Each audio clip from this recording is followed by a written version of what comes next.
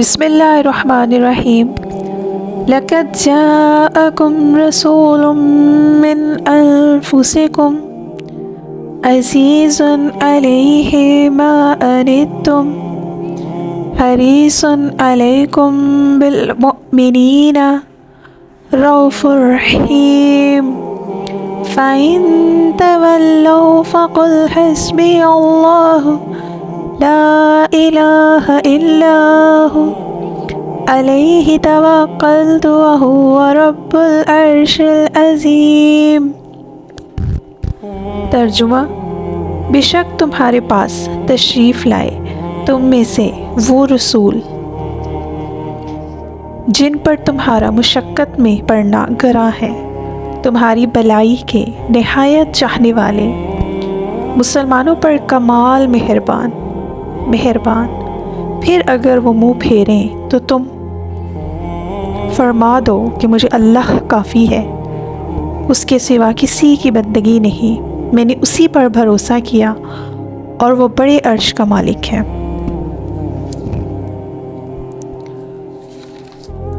محترم ناظرین، آج انشاءاللہ ان آیات کی فضیلت اور برکات آپ کے ساتھ شیئر کریں گے۔ تو سب سے پہلے ہم درود پاک پڑھ لیتے ہیں۔ اللہم صلی علی محمد وعلی آل محمد کما صلیت علی ابراہیم وعلی آل ابراہیم انک حمید مجید۔ اللہم بارک علی محمد وعلی آل محمد کما بارکت علی ابراہیم وعلی آل ابراہیم انک حمید مجید۔ تمام دیکھنے اور سننے والوں کو السلام علیکم۔ مجھے امید ہے آپ سب جہاں بھی ہیں خیریت سے ہیں، اور اللہ رب العزت سے ہمیشہ کی طرح یہی دعا ہے کہ آپ سب جہاں ہوں اللہ تعالیٰ آپ کو اپنے حفظ و ایمان میں رکھے، شیطان کے شر سے محفوظ رکھے، حاسدوں کے حسد سے محفوظ رکھے، اور تمام بیماروں کو شفائے کاملہ عطا فرمائے، آمین۔ محترم ناظرین، آج کی ویڈیو ان لوگوں کے لیے بہت کمال کی ہے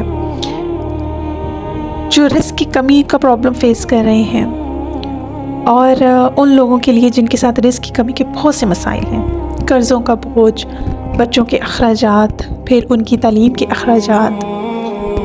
آج کے دور میں ہم بات کریں تو غریب کلاس، میڈیوکر کلاس کے لیے بچوں کی تعلیم بہت مشکل ہو گئی ہے۔ ایکسپینسو اتنے زیادہ ہو گئے ہیں اور تعلیم ایکسپینسو بہت ہو گئی ہے، بزنس پرابلم ہے، بزنس میں لاس ہے، لیکن آپ دیکھیں کہ جو آمدنی ہے وہ تو ادھر ہی کانسٹنٹ ہے، اور ٹیکسز کی وجہ سے اخراجات بے حد بڑھ گئے ہیں۔ غریب انسان تو چکی میں پس رہا ہے، انسان کو سمجھ ہی نہیں آ رہی کہ وہ کیا کرے، ان حالات کو کیسے فیس کریں اور ان سے کیسے جان چھوڑیں۔ تو ایسی صورت میں قرآن پاک میں ایسی صورتیں موجود ہیں، ایسی آیات موجود ہیں کہ اگر ہم ان کو تسلسل کے ساتھ پڑھتے رہیں تو یقین کیجئے کہ یہ سارے پرابلم، سارے مسائل حل ہو جائیں گے۔ گورنمنٹ ٹیکسز کا پرابلم، بچوں کے اخراجات، گھر کی مالی حالت، ہاتھ بہت تنگ ہے، اور انسان قرض لے لیتا ہے، اسپیشلی جب وہ، آپ کو پتہ ہے کہ انسان قرض تب لیتا ہے جب وہ بہت زیادہ مجبوری کی حالت میں ہوتا ہے۔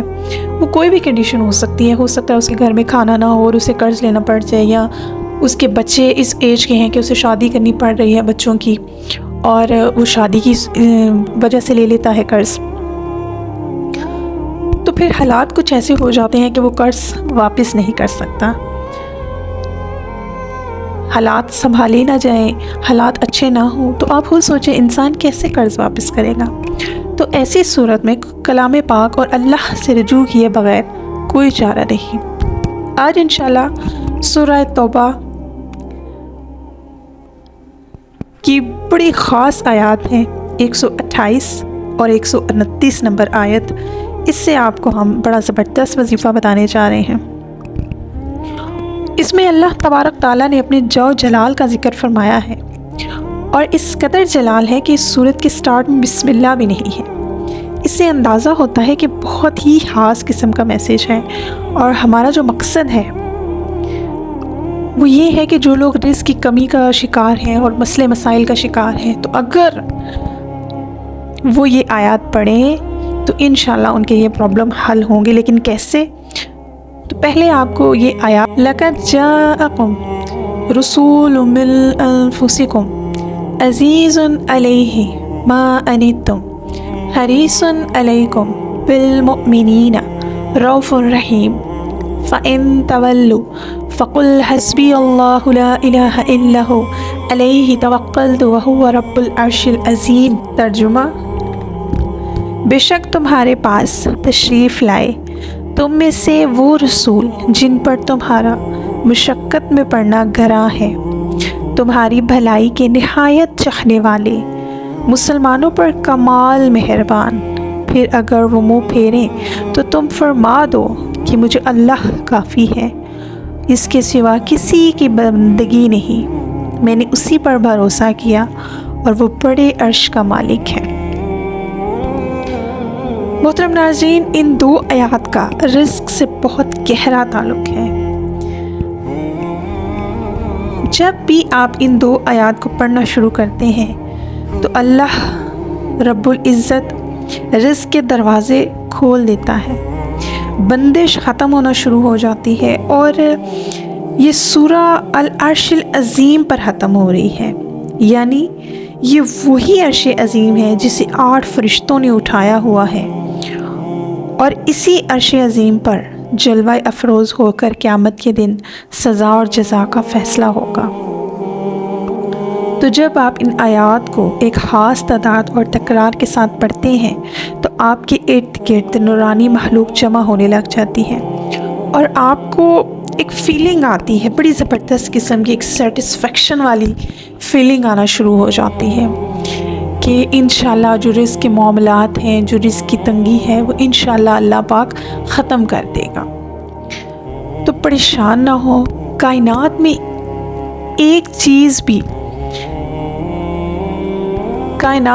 ایک چیز ہمیشہ غور کریں، نہیں، آپ کائنات میں ایک چیز پر غور کریں کہ کسی چیز کی کمی نہیں ہے، بہت سی چیزوں کی بغتات ہے۔ فار ایگزامپل ہم ایک بیج کی اگر بات کرتے ہیں تو اس کے اندر مائکرو فلمز بند ہوتی ہیں، اسی ایک بیج میں اربوں خربوں درخت ہوتے ہیں۔ فار ایگزامپل آپ کہیں گے پتہ نہیں کیا بات کر رہی ہے، تو میں آپ کو بات سمجھاتی ہوں کہ جیسے ایک بیج ہم نے اس کو بویا، وہ ایک پودا بنا، تناور درخت بنا، اور پھر اس نے پھل دیا۔